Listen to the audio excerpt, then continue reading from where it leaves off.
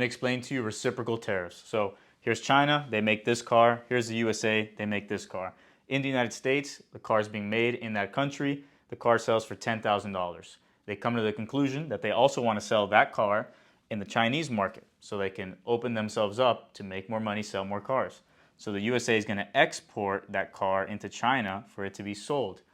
Now China says, okay, USA, we don't mind selling your car in China, but we are going to place a tariff on it because you didn't build it in China. So you want to bring it in and sell it here, there's going to be a tax or a tariff.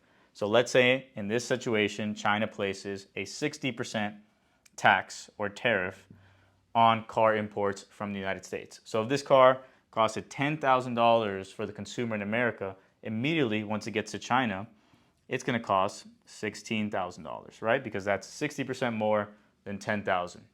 Now, in China, they're selling a similar car for $10,000. So what problem arises?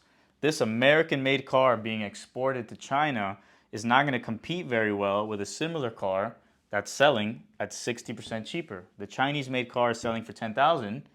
Meanwhile, the United States-made car is selling for $16,000 because of this tariff. So United States says, well, you know what?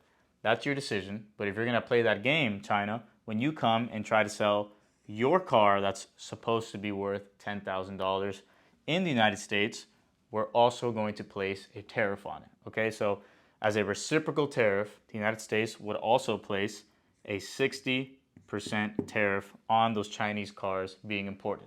Now, in this perfect dream scenario, this would obviously almost cancel these out and just make us at a trade equilibrium. This isn't the case in real life, but this is a very basic example of what reciprocal tariffs are. If you want to know why it's not as easy as this situation right here, then stay tuned for part 2.